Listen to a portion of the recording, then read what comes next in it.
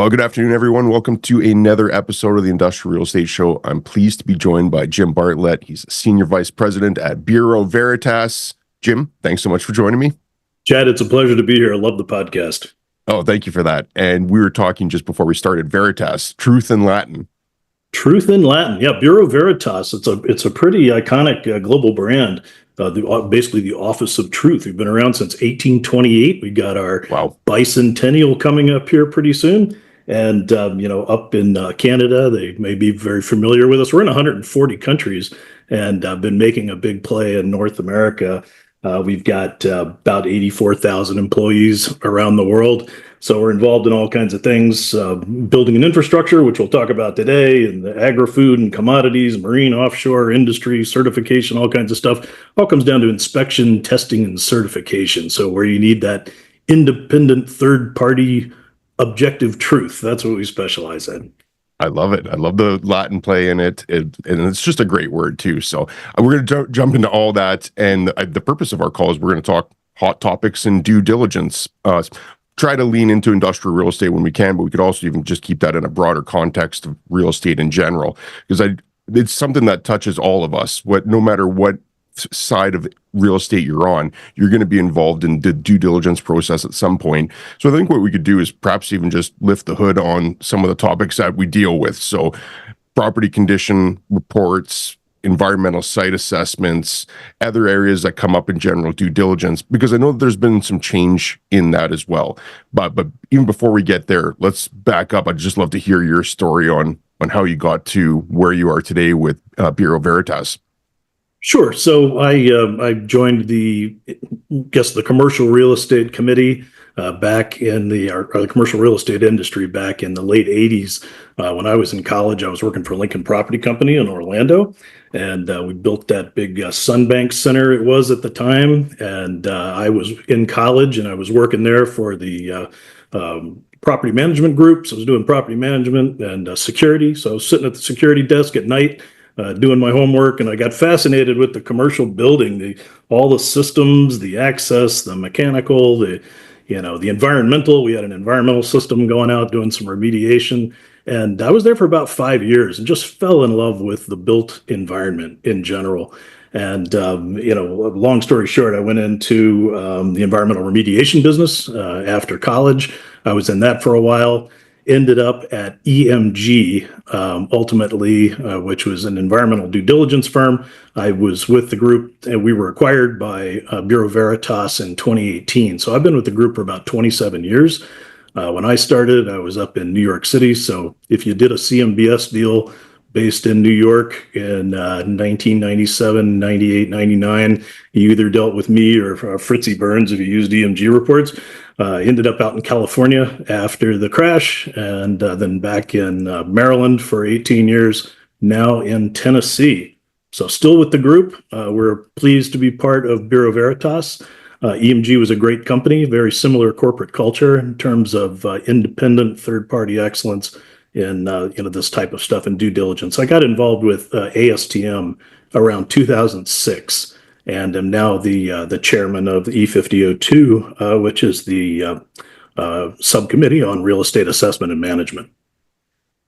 Very cool. Yeah, you bring a very broad experience to the industry, so it'll be great to get your expertise as we roll through this episode.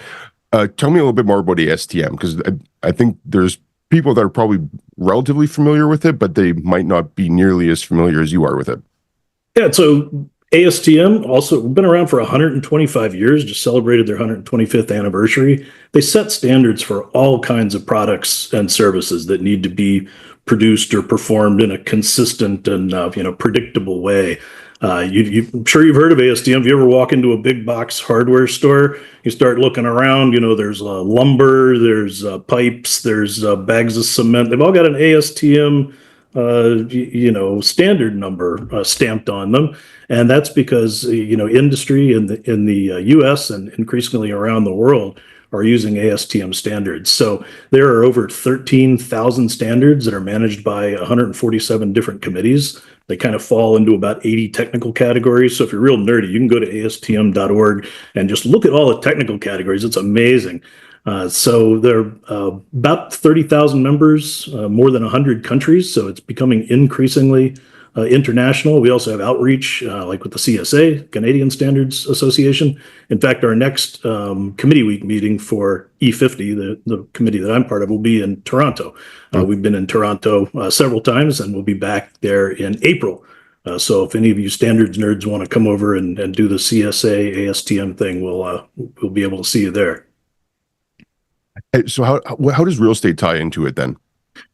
So a lot of folks in real estate, there are some committees there, so they're set up as main committees. I sit within Committee E50, and I'm the executive secretary for Committee E50. That's on environmental assessment, risk management, and corrective action.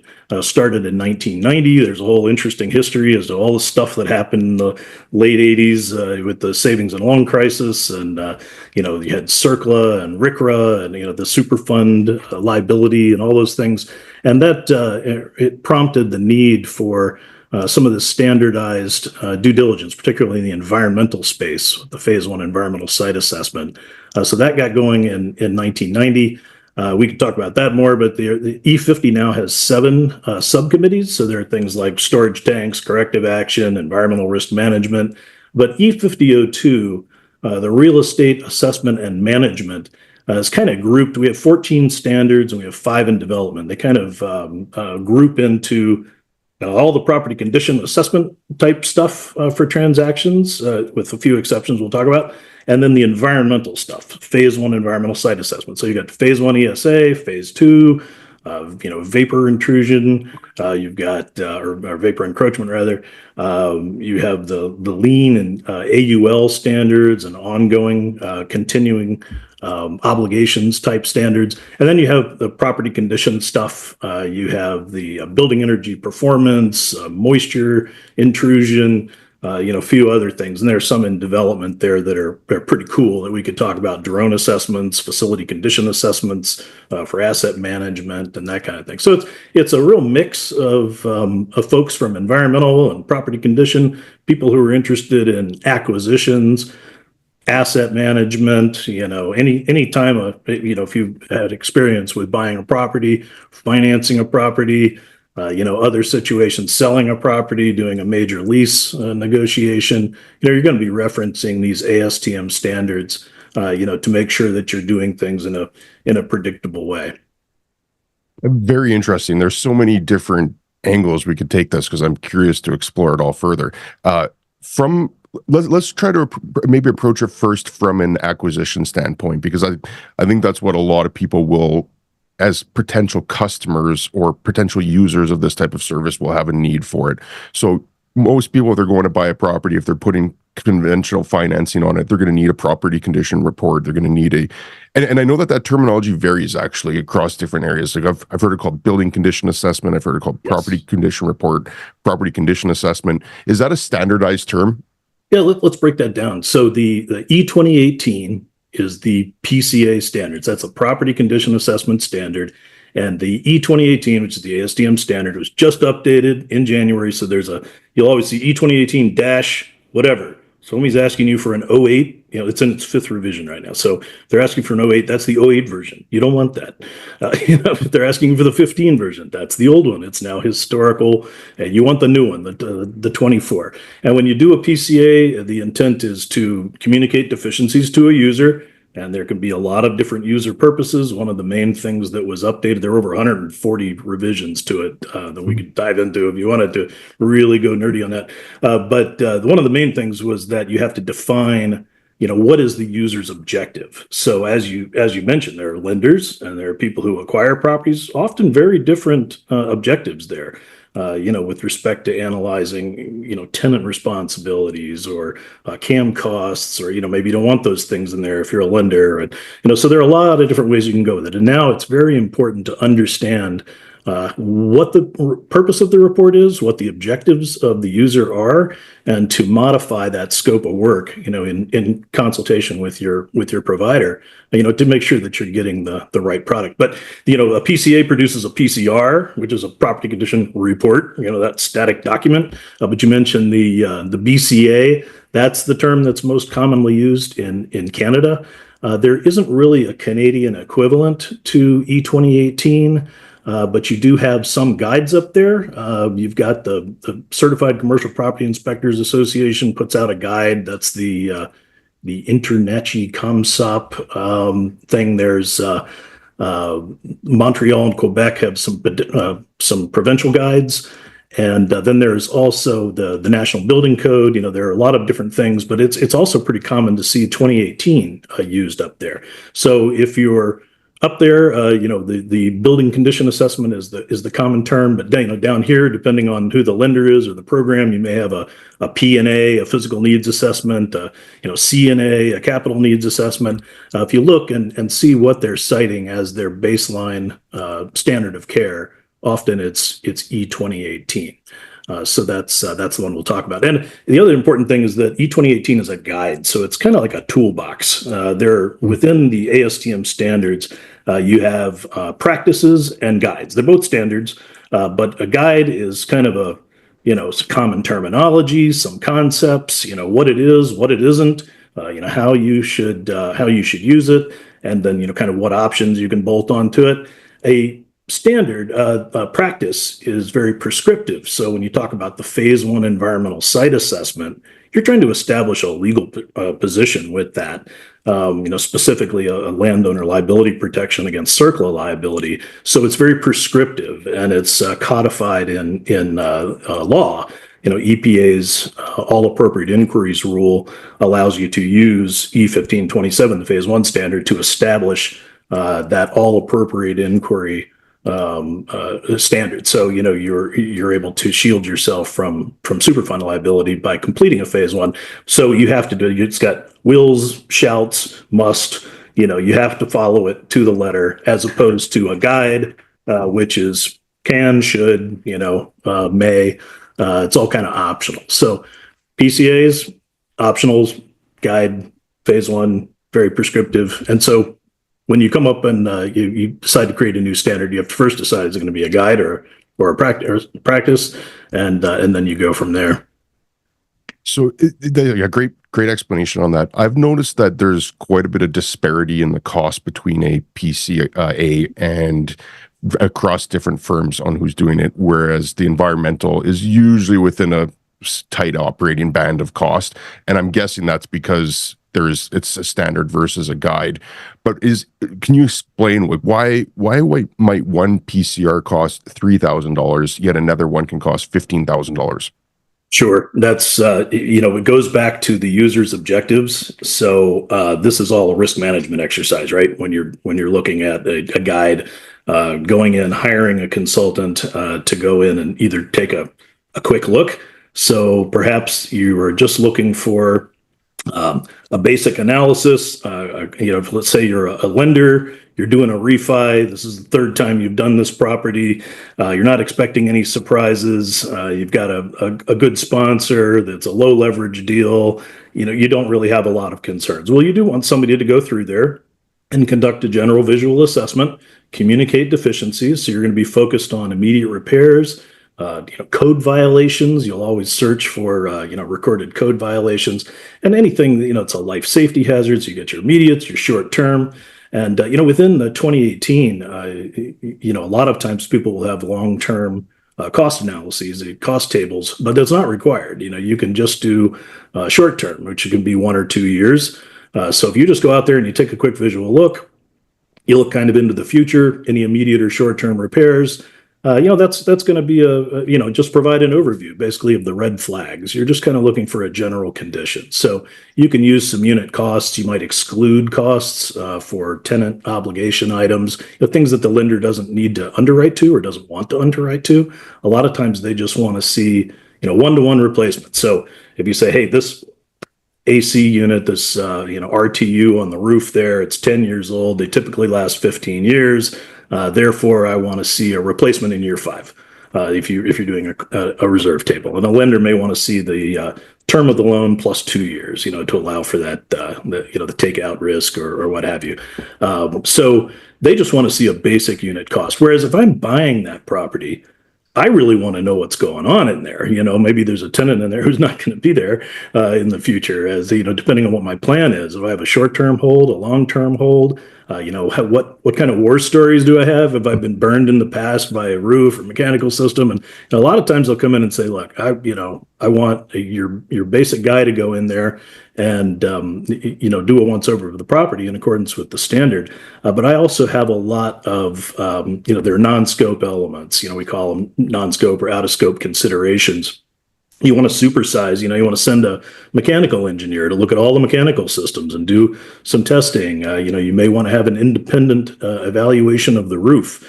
You may want to take a longer look at the paving, the parking. You may want to do a full accessibility assessment, an ADA survey.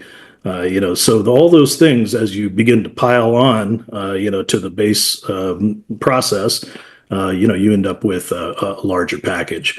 So, many sophisticated firms, these larger REITs and institutional investors who will invest in industrial, they'll have their own scope of work. And, what we advise is that you always start with the current version of the ASTM standard and build from that. If you're going to deviate, you're going to go and write your own, wacky scope of work, and there are some of them out there. Be deliberate about that, because there are a lot of protections in the standard, the current version of the standard, which has to be updated every 8 years, that protect both the user and the provider of those services. Yeah, very well said on that. And in your experience, have you noticed, and you alluded to it, that a lot of the large institutional owners will go that extra step? But have you noticed that there's a tendency of small and perhaps even medium-sized investors that do just that baseline report for no other reason than it can save them $10,000 at upfront due diligence? And that's a hard pill for a small investor to swallow if they go and spend $10,000 just on their PCA, not alone environmental and legal review and everything else, and then they don't buy the property. That's a lot of upfront costs. So have you found that there's a tendency that going that extra mile usually is just at the institutional level? Well, no, I mean, it all depends on that hold strategy. It also depends on the asset, the age of that asset, the setting of the asset, increasingly, is it in a low-lying area?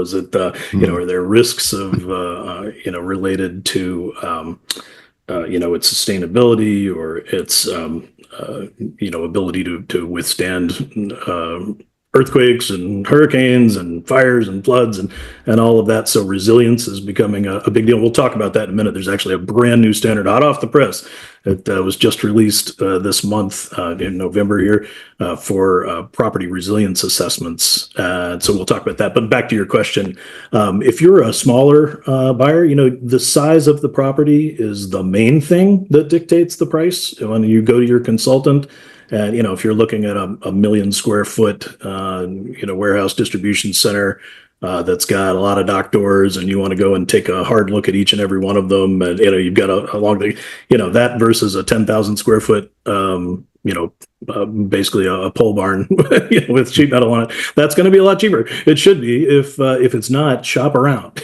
because it is a very competitive business. And when you cite the ASTM 2018 standard, you're providing an apples to apples scope of work for everybody to bid on. If you have your own crazy scope of work and you're saying that you need all kinds of things, a lot of times what consultants are really going to look at is, well, we know what you really want is the ASTM 2018, so we're going to ignore all that other stuff. And then other people will take it and they'll literally say, okay, I see you need a full this, full that, side of fries, raspberry swirls, chocolate sprinkles, and they'll come back with a huge number. So if you want to see, what the industry can provide, you start with asking for the current industry standard, and then your consultant, if it's a good consultant, should be able to walk you through any special considerations you may have. So if you come to me and you say, I've got this industrial building, it was built in 1988 and it's mostly original, can I get the cheapest possible report? We're going to say, wow, if you've got old mechanical in there, you got an old roof, you've got some environmental issues. I mean, I can tell you how this movie ends. You're going to end up spending a little bit more money. So you should be able to get into a consultation up front before you ever even buy that PCA or Phase-I about, kind of, hey, what can I expect on this deal? What other additional costs or what additional services should I be considering based on your experience? And that's going to affect the cost dramatically. Yeah, great explanation on that. Yeah, let's talk about the property resiliency report. Is that what the name of it? Yeah, let's talk about that. I'm going to pull up a little info here. This is hot off the press. So if you put in PRA, the Property Resilience Assessment, I'm going to step you through here real quickly what that is exactly. And again, we are all just starting with this. So basically, the PRA is going to consider, it's a three-stage process. Stage one, you're going to look at what types of hazards is this property potentially exposed to. So, fires, floods, those types of things. And, a lot of these things are conditions that could be exacerbated by climate change. That was kind of the impetus for all of this. You have insurers who are pulling out of various markets and looking for ways to mitigate risk, and how can we improve our underwriting? Even in the lending environment, and certainly if you're acquiring properties, you want to know, what kind of exposures do I have? And if you're used to only looking at PCA and environmental, and you're not thinking about, PRAs, it is the current thing. So you have this, it's E3429. I just found it. It just got, the designation was just issued on this month. So it's E3429. If you look that up, or you go to ASTM, just type in ASTM E3429-24.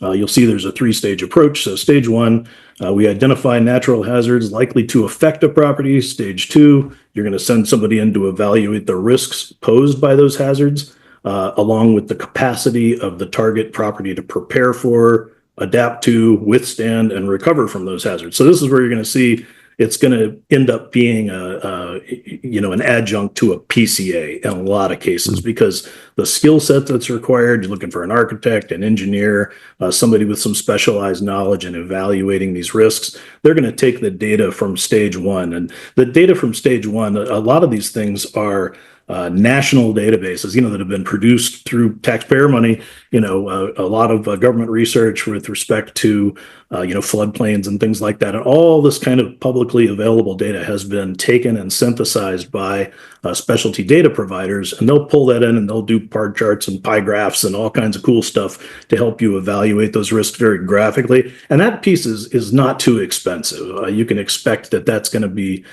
analogous to a regulatory database search for a Phase-I, just to check for reported, known issues that affect the subject property. It's kind of the same concept. And then you'll take stage two. So stage three, this is where you're going to identify potential conceptual resilience measures to enhance the property level performance.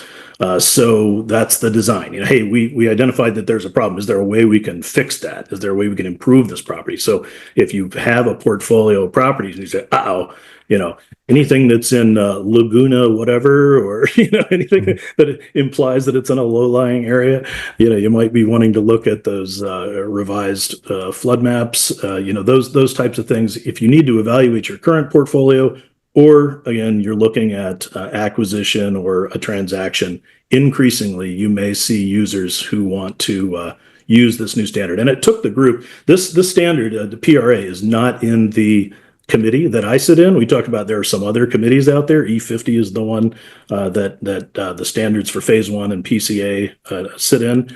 But there is a group called EO6, and within EO625, so that's the whole buildings, they developed the PRA. They also developed the seismic risk assessment standard, which was also updated this year. So if you want to pull up 2026, it was last revised in 2016.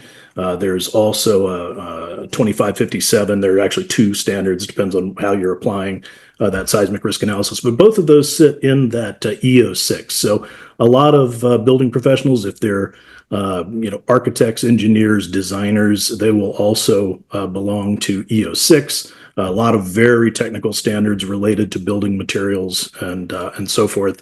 And then, you also have D22 on indoor air quality. So if you're like an indoor air quality guy, you would want to be a member of D22, and there are a few others, but E50, E06, those are the two main ones. The cool thing about ASTM is you pay $115 to be a member, and it's an all-you-can-eat buffet of standards. You can join as many committees as you like. You can attend committee meetings. You can join subcommittees. It's a really interesting group if you want your voice heard. If you've used one of these things, you know what I hate about these? Well, come on, join the discussion.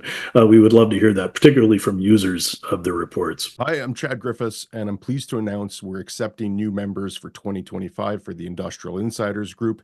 It's an opportunity to join a group of fellow industrial real estate enthusiasts, and we've got members that include investors, brokers, lawyers, and other professionals. So you have an opportunity to meet with people all across North America and even a few international members. We have a call every single week where you either have an opportunity to join in live with the guests that we have on, and we have experts across all different fields. Members have the opportunity to join in live, ask any questions specifically of the guest. And then we also have calls twice a month where we have online networking groups where I'll join in as well. And if you have any questions that you want to ask, I'm happy to answer, and other people in the group are always happy to answer as well. And there's also just the opportunity to present deals, look at deals, hear how other people are identifying deals. We do that quite regularly just to help see how other investors and other professionals are looking at deals. So that's proven to be a very beneficial part of being part of this group. And we're pleased to have a deal where if you sign up now, it'll be $350 for all of 2025. And if you sign up now, you'll also get access for the rest of the year. And the price will be going up to $400 in January. And existing members, those that signed up last year, they'll still have the original price. That will stay the same for them. But $350 for the whole year. And there's a lot of opportunity to network with other people. We have an online forum where you can get into different groups and see opportunities, have the ability to connect with other people, and it really is a great repository for all things industrial real estate. Be really excited to have you as a member. We'll put a link to where you can join, or you can just head over to industrialize.com and click on membership. Would love to have you as a member. Yeah, I mean, as you're elaborating on that, it's almost like peeling an onion back where you think at the high level, you're looking to buy a property, and the outer core of the onion is just, okay, well, I want to look at the building envelope and the roof, and maybe I'll do a phase 1 environmental, and you're thinking very basic. But when you start peeling that onion back, you start realizing you're right. Indoor air quality is a huge concern. Anybody that's working in that building, that's going to be an issue. The resiliency report, if there's a potential risk of a flood, that seems like it's something I need to dive into as well. So it can almost become quite overwhelming for just the average user. I think on the institutional side, they probably have entire acquisitions departments and risk management departments that will oversee this. But for that average user is, and maybe you could just try to summarize all of this. And I still have a lot of questions to ask, but I'm just trying to put this into a box where, how does somebody adapt to all this information overload? Well, the nice thing about these reports, the typical, we call it a combo, in the US here, where you're doing a loan, or you're buying a site, and you need a combo, you need phase 1, you need a PCA, right? It's a triple, if you're out west, you're in your seismically active area, you'll get a seismic risk assessment. And that's been the standard since the early mid-90s. Mid-90s, more people started requiring PCAs as part of their underwriting. And it gives you that first look. It's not a bad idea, to start with this kind of baseline process for a PCA, where you send a generalist out there. This is a visual assessment. They're not doing, testing as part of this. So it should be a fairly low cost exercise. And frankly, the price for a baseline PCA, I've been selling them for nearly 30 years now. It hasn't really changed that much. Some providers will tell you it's actually gone down, for the most basic commoditized version of these. And the business has gotten a lot more streamlined, and we have more technology, and we're not running down to the 1 hour photo and then sending the pictures back by FedEx, to be put down on a copier and paste it, put into your report, and that you want 7 original unbound copies of, and that kind of thing. So, I mean, we have gotten more efficient as an industry, but the baseline report in a phase one environmental site assessment, as you mentioned, it's not a high dollar item relative to the ROI that you potentially get from that. One, it may be required if you're getting financing. Most lenders are going to require a current phase one or PCA. We could talk about, with shelf life on those things, but it's if you need additional studies, the PCA, you're going to come out of the gate, you're going to talk to your consultant. They should be advising you based on their experience what you may encounter. But if you just want to spend the least amount of money, especially if you haven't done the deal yet, you don't have an accepted offer letter, and you're just kicking the tires, then you can go out and there should be recommendations for additional study to reduce your uncertainty on things. So a good consultant is going to tell you, hey, we were out there. We think this is the issue with this, we see a crack in the slab and, you had this cold storage area over here and it looks like it's caused some heaving in the slab or something. They're going to recommend, if they don't know, if the guy who went out there happened to be a mechanical engineer, they may recommend some additional study for that and provide their findings, their conclusion, and, they're going to advise you to get additional study if you want to reduce that risk. And along those lines, if you're dealing with sophisticated sellers, a lot of times they'll get reports, basic ASTM reports that can be transferred to a lender up front. I work with clients all the time who say, look, I'm thinking about selling my portfolio, or we might do some kind of a recap or, what have you. And there's a lot of that going on right now, a lot of recapitalizations. They'll say, we're not sure who's going to be involved in the capital stack or, the purchaser or the purchaser's capital stack. So we just want to get some reports. It's going to happen in the next 6 months. And then we want you to assign those reports to the new party. So of course, there are some disclaimers in there. This is not your, full look under the hood pre-acquisition study. The purchaser is going to have to do that. But a lot of times, just for a look, it's a whole lot better than just reading the offering memorandum, or the brochure. If you actually have a set of independent third-party reports prepared by a national firm, and there are several great ones out there. BV's a really good one, by the way. But we see people who do these reports and then they're teed up. If you're doing it as a portfolio, there will be a portfolio summary matrix. So if I'm looking at that deal, I have access to what I know is an independent third-party report. It shouldn't be, a report that's lean towards the seller, one-sided. If you're concerned, there are some consultants out there who write things that are very seller friendly, or who use a lot of language that dance around issues. But you can get your consultant to review those reports, and they'll tell you whether they hold water or not pretty quickly. Usually, just by seeing if they comply with the standard itself. So if you're in a situation where you're looking at buying a property, ask, is there a previous report? Even if it's a couple of years old and I can't get a reliance letter on it, can you show it to me? Because if it was done in accordance with the ASTM standard, it's at least a frame of reference. It should be independent, should follow the standard, should tell you how old the roof is. You say, oh, hey, you did this report 4 years ago and it said you should replace the roof in year 5. Did you do that? Now they may or may not give you that, but good sellers who are very prudent, who want to exercise good faith in that disclosure, a lot of times we'll provide you with those reports. So first thing I'm going to do, if you hire me to do it, I'm going to ask, well, are there any prior reports? Is there a data room, where I can go and look at other stuff, so ask for what's already out there before you spend any money. But if you're going to do the deal, yeah, if the report is less than or greater than 6 months old for an environmental report, 180 days, you'll need to do an update of that report or a new report for phase one environmental site assessment. For the property condition assessment, there is no shelf life that is in the standard. Most consultants use a year. I've seen some that will do more than that, but for most folks, their insurance does not let them, assign reports for subsequent purposes and subsequent users. And increasingly, you have to confirm that it would be for the same use because you really need to understand the user's purpose for their report, and that's pretty independent to each user. So I'd use a little more caution there. But your consultant, the consultant who prepared that report, will tell you whether or not they're willing to do a reliance letter or recertification of that report.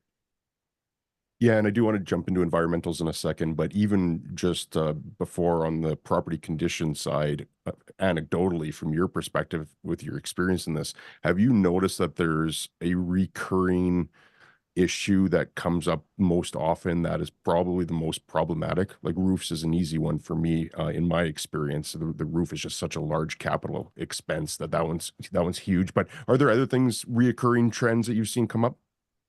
Well, you nailed it. For industrial, let's just talk about industrial. Roofs and parking and paving, are the main things. So depending on how hammered that parking lot has been, that's your big spend. With respect to mechanical is often another big one with RTUs and that kind of thing, if you have that. But a lot of times those are going to be tenant responsibility. So if you're buying a property, those are tenant responsibility items, whereas it's quite likely, well, it depends on how your lease is structured, of course, but as the landlord, you are likely responsible for the structure, the roof, may or may not be the parking lot. And if you have the parking lot, that accessibility may be on you. Accessibility is another area that is often found. If you look in the ASTM E2018, there's an appendix.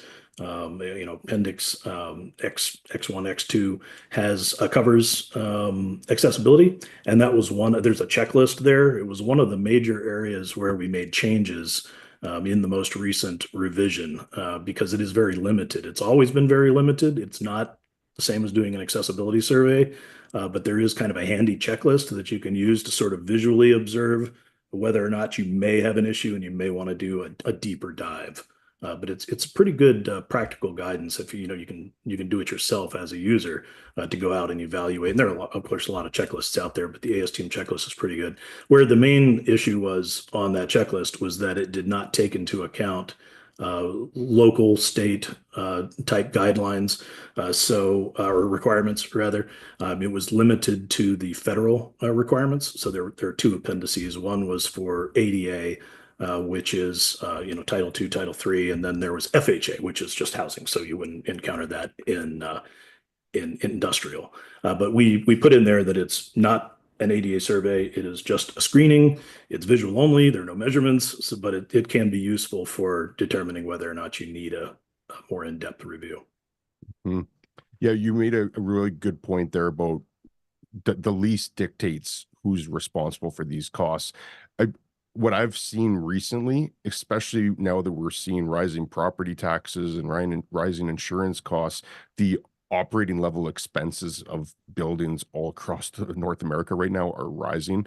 So there's landlords that I know of that have taken a capex expense like doing the roof or doing the parking lot, and they've actually put that back on tenants provisionary in the lease that they could do so. But what that does is that they'll typically take it and amortize it over the useful life of that. So if the 25-year roof, they'll amortize it over 25 years and just roll that into the operating costs. But what that's doing now is it's pushing operating costs to a level that are almost on par with the rent itself. And there's a lot of tenants that are just looking at what's my gross cost. So my gross cost was $15 a square foot, but now this roof is being amortized into the lease and now it's $18 a square foot. Well, there's going to be some trade-off on what the landlord can actually increase rent for on either the next renewal or the next tenant coming in there. So it really does become a trade-off. Are you sacrificing net income for cost recovery on any of these capex expenses? So I almost think that regardless of how you're treating these or what the lease stipulates, you might almost need to treat this as a capex expense, if for no other reason than you can't let your operating costs spiral out of control either. Very true. Yeah, it can affect the way you set up your CAM if there's a component to that.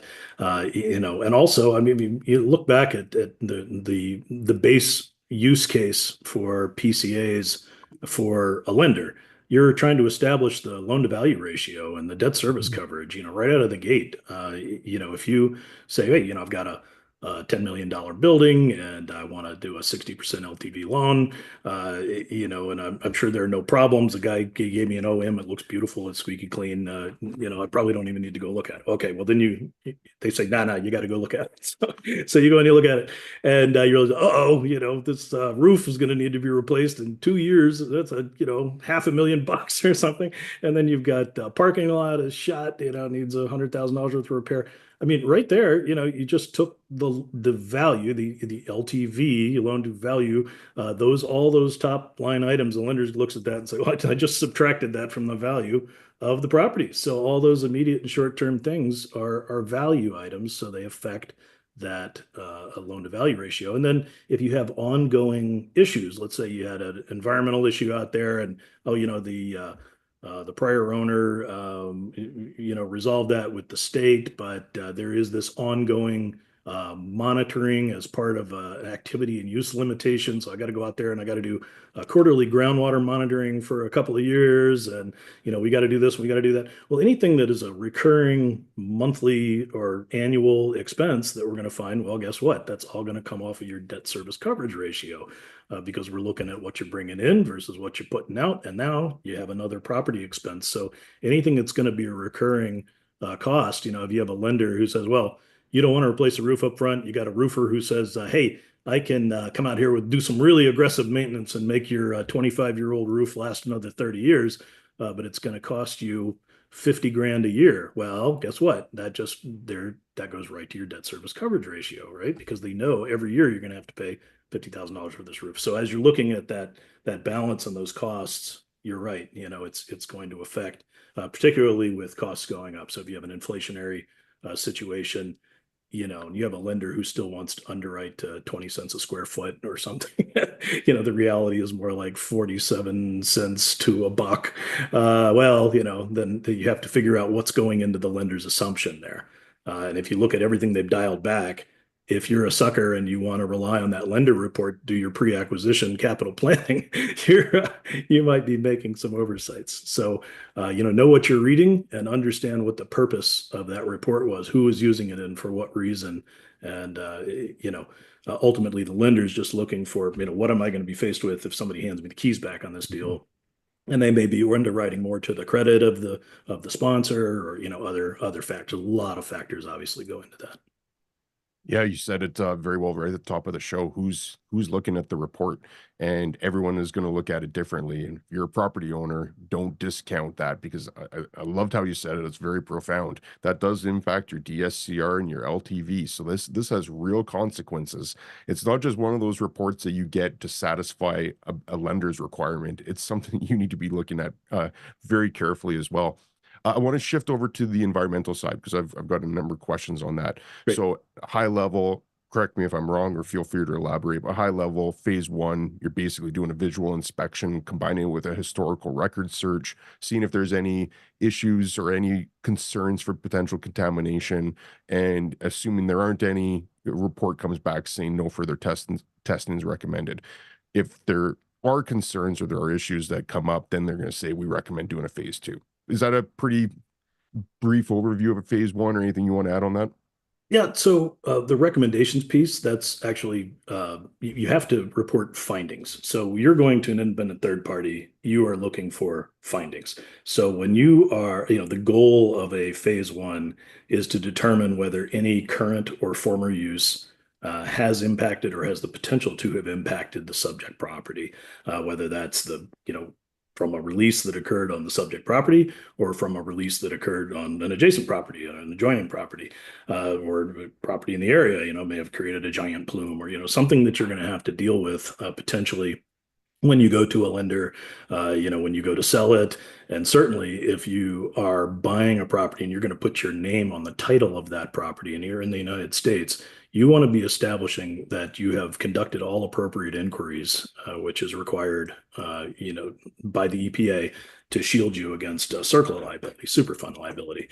So that's the big hammer is you bought a contaminated site. Congratulations. You get to learn about the concept of joint and several liability, which is basically you're responsible, even if you had nothing to do with that contamination. If it's a CERCLA case, you can be responsible for the entire cost of the cleanup, along with you and everybody who was ever associated with that release. So, as the owner of the property, you want to make sure that you're doing your due diligence. You want to look at the historical operations. So you're going to go back to 1945 or the earliest developed use that you can look at. They're going to run a regulatory database. You're going to check all of the local, state, federal, tribal type databases, public databases. You're looking for things like, reported releases, leaking underground storage tanks, remediation cases, open, closed, permits, things that relate to environmental, anything that's going to give you those data points that indicate a possible current or previous issue. Then, of course, you're going to go out there and you're going to walk around, and the standard is very prescriptive on what you're going to look for as you walk around. So you're doing a visual observation of the property, the perimeter of the property. You're looking at adjacent properties to the extent that you can see them, and of course research them. And you're looking for recognized environmental conditions. So basically, I'll try to keep it brief. You're looking for a recognized environmental condition, a historical recognized environmental condition, or a controlled recognized environmental condition. So what's the difference between those? A REC is a REC. So it means that there is a release, or a strong potential that a release has occurred, or the likelihood that a release could occur, like a big rusty drum, that's looking bad and it's got diesel fuel in it, for example. And if you had a REC at some point, you had a release. Let's say you had a spill from a small tank and you immediately addressed it. You had to file a case, but you came out there and you addressed it completely to the satisfaction of that regulatory authority. So there's no continuing obligation. You don't have to do anything else. It's case closed. You took care of 100%. There's no contamination remaining above actionable levels or reportable levels. That would be a historic REC. So a historic REC, you should find those in the findings. A de minimis condition falls below that standard, so a little bit of oil staining in the parking lot, that kind of thing. If it's something that wouldn't cause a regulatory action, if brought to the attention of the regulatory authority, that's considered a de minimis condition. And then you have the REC, of course, which would be draw attention or an action. A historic REC means it's been completely resolved, and then a CREC is this other thing. So the CREC, which was actually introduced, in the last revision of the standard, not the most current, the CREC is the controlled recognized environmental condition. That's where there was a release, it was addressed, and it has been addressed to the satisfaction of the regulatory authority, but with continuing obligations. So you've left some contamination in the ground. So then you're going to get an activity and a use limitation. There are two types of activity and use limitations. It could be a deed restrictions. Hey, it's an industrial property. You can never build a playground out here. You can't use it for residential purposes. You can't open up a school in the vacant space on the end. So you've got some kind of a deed restriction on it. You can't dig without asking for permission. Maybe if you're going to redevelop, you're going to do any of that stuff, you have to get the permission of the regulatory authority. You may also have to have an engineering control. So anything that would affect the title or the deed or what have you would be an administrative control. And then anything that is a physical control or an engineering control, like a berm or a cap or a methane recovery system, something that has to be kept up over time, those would be an AUL that's an engineering control. So if you had an engineering control, but it's been addressed to the satisfaction of the authority, as long as that control is kept up, then you would have a CREC. So the cool thing about 1527 is there's an appendix that's like it's a REC flowchart that brings you in, hey, if you got this, go this way, go this way. And it works you all the way down to, no REC, or it's HREC, CREC, de minimis condition. And it's fantastic. It was added in this last version, which was in 2021. So E152721 is the current version. And that is a fantastic resource. There are also examples of each one of those. So REC, CREC, HREC, and de minimis. There are case studies. And it's not comprehensive, obviously, but it gives EPs a pretty good idea of how to classify each of those things. So all those findings should be in there. But the EP is not required to say, well, you got to get out there and do a phase 2 now. Of course, there's an ASTM guide for phase 2s as well, but you're not required to say, yeah, we recommend that you get a phase 2. So a lot of times it'll be like, if greater certainty is required, additional testing could be done. And that's up to you as the user to decide, how you want to process that information. Now, with the exception, there are some programs that are out there, like with the SBA, they requires, some scopes of work by users may require you to have those recommendations by the consultant. And if, recommendations are required by the user, then absolutely you'll need to have those. That was single-handedly the best explanation of a phase 1 I've ever heard. Wow, That was I thought I blew it. Yeah. no, that was very well done. That gives me a new appreciation actually for the work that goes in there because as being in the industry for 20 years, I typically just look for a very simple explanation on that phase 1, and knowing all that background is actually very helpful. One pet peeve of mine that I hear all the time, and you might as well, is that people just say they want a clean phase 1. And I don't think a clean phase 1 Right. exists in any manner. From a technical standpoint, what do you say to someone if they say they want a clean phase 1? Yeah, if they where I usually hear it, I don't people don't call me and ask for a clean phase 1, but I get a lot of clients who say, "Hey, I am buying this property. It's 40,000 square foot industrial facility. It's been there since 1982, and it's in an industrial area. It's got a clean phase 1." Like, oh boy, I'd love to see this one. So we'll look at them. Yeah, like you said, there's no such thing as a clean phase 1. You may have no recs, you may have no findings. That's not a guarantee.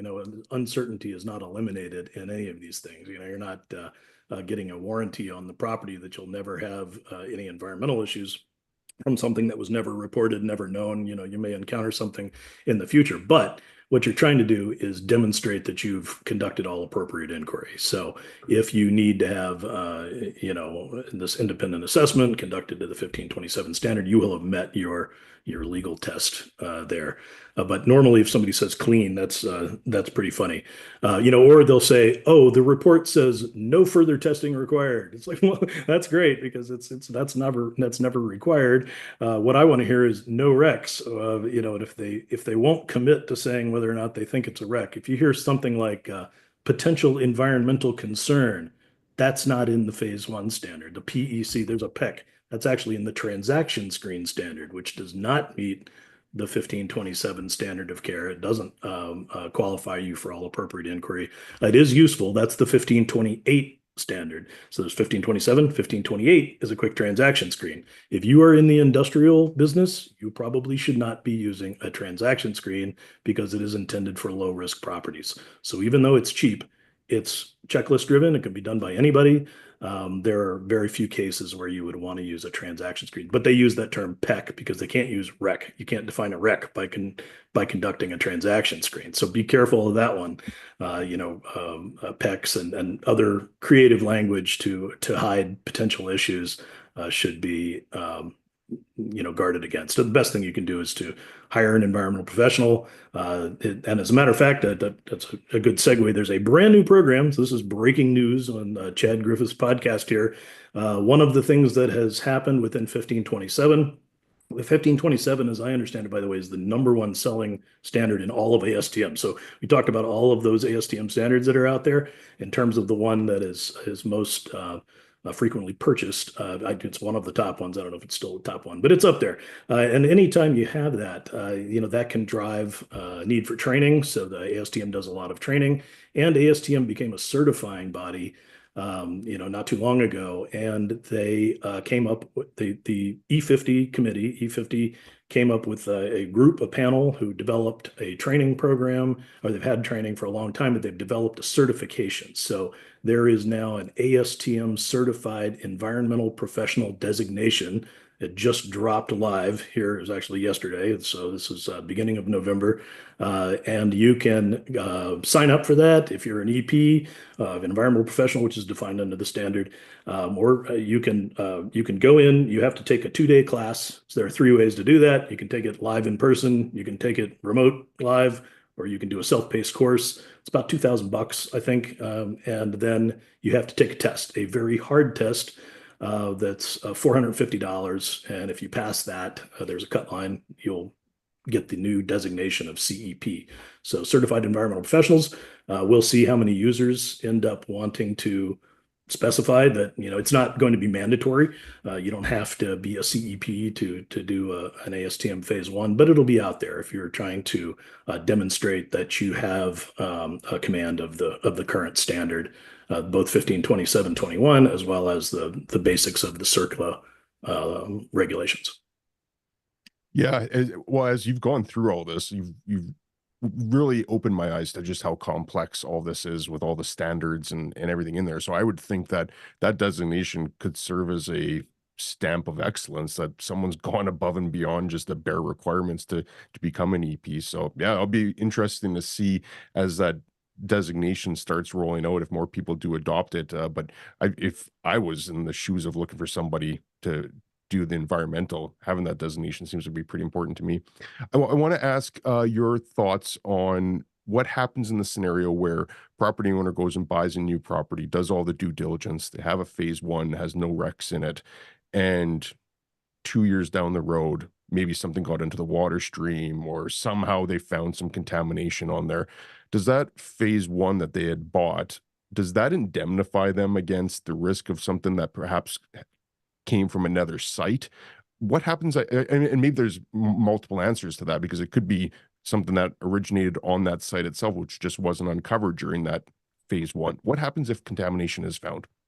Yeah, so the first thing you do is go back and look at that Phase-I. I mean, there's a lot of litigation in the industry, and we have a lot of excellent environmental attorneys that participate in the ASTM subcommittees. So believe me, all of these standards, we spend hours, arguing over one sentence or one paragraph, because the attorneys are there to save us, and we love them.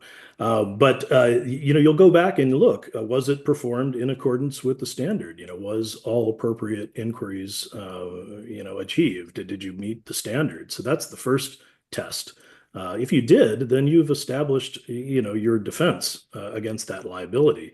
Will certainly be it should defend you against CERCLA liability. Now, there may be a claim by an adjacent property owner or something like that, and you can at least establish that, as an innocent landowner, you met that bona fide prospective purchaser, landowner liability protection when you bought it, and now you're a landowner. So there's the landowner liability protection, there's bona fide prospective purchaser when you're looking at a property, and of course you're an adjacent landholder. They have, you can conduct a Phase-I and say, well, when I bought the property, the adjacent land, it didn't come up that it had this huge case, and now they do. So you would have, a basis for a claim. But things change on sites, and one of the big hot topics right now is the PFAS and PFOA. Those are two, they're calling them the forever chemicals. There are a lot of podcasts out there right now on PFAS. I recommend some of them. EDR's Lightbox has a fantastic environmental environmental professional podcast that has a very good one on PFAS, PFOA. They also actually have a very good one on the property resilience assessment that just dropped yesterday. So you can listen to that. But these emerging contaminants, people have said, well, don't you need to change the standard now, because that the standard's been around since 2021, and just this year, in July now of 24, you have these regulations, declaring PFAS and PFOA, two components, as hazardous materials under CERCLA. So what happened was, we don't need to change the standard for that, is the short answer. And the reason is that in the 2021 revision, there is an appendix that talks about emerging contaminants, and it basically says, in the event that EPA, there are all these emerging contaminants. In the event that EPA declares them to be a hazardous material, then the standard applies. So it's already kind of in there. There are thousands of these PFAS and PFOA chemicals. It's kind of like chemical whack-a-mole. You ban one, and then another it's just chemically a teeny little bit different, with all those fluorine atoms on there, and they just swap it out for another one that isn't banned yet. So it's going to be a huge issue that you'll see, that it's going to be a headache for owners. It's going to be a headache for buyers, insurers, lenders, and the standards are there to help establish a ground rule, again, an apples to apples, as we all try to deal with these risk issues. Yeah, that I can't I don't think I could ever fully appreciate how much you would have coming at you at any given moment on having to try to keep track of all these things, and then how do they relate to a specific section of the guidelines. It's got to be, you must just be constantly reading, be my guess is you're constantly reading updates and reports and guidelines. Well, there is that, but there's also the stuff we're working on. I know we only have a couple of minutes left, Chad, but there's some really cool stuff. I'll just hit the bullets, and then you could, if we want to talk about them, in the future or whatever. There's one really important one on the PCA's discussion. We talked a lot about PCAs. That is cited, and a lot of people are now doing FCAs. Those are facility condition assessments. This is where you own the property, particularly in industrial. This is one of the major areas that we're seeing this. It's also in a lot of government buildings and school districts and universities and all those kinds of things where you want, it's great to have that PDF static 10-year reserve analysis or whatever where you can do some budgeting. But if I'm a manager of those assets, I want the data. So increasingly, you see people who want to, kind of the same evaluation, but maybe they want an inventory of all the assets that are out there. And there's been a huge surge in the use of these maintenance management systems. So MMS, CMMS type systems. There are all kinds of big name, big company MMS systems out there where you can do work tickets and manage all your maintenance activities, and you can be very proactive with your maintenance and predictive and all these wonderful things. But those systems don't populate themselves. So you need somebody, and usually it's the same guys that have skill sets on the high end of the PCA pre-acquisition type skill sets, where they go out and they conduct, comprehensive inventories of these buildings where, whatever it is that the user wants the data collected on, and you may be tagging, barcoding, delivering this as data that the client can use in ad hoc reporting, or they can import or export to MMS systems, using all kinds of AI and machine learning and large language models to get smarter and smarter about the observations that you're making, the data that you're scanning, and then how you can consume that in your business model. That's the future. That's what's happening right now. It's extremely exciting. We're developing a standard for FCAs because the 2018 is not really the right fit for that, even though we tried to expand the tent a little bit for PCAs. So 2018 is not it. We're working on a new one. If you want to participate, please join us. And then there is a new standard on drone assessments. So there's been a lot of use of drones.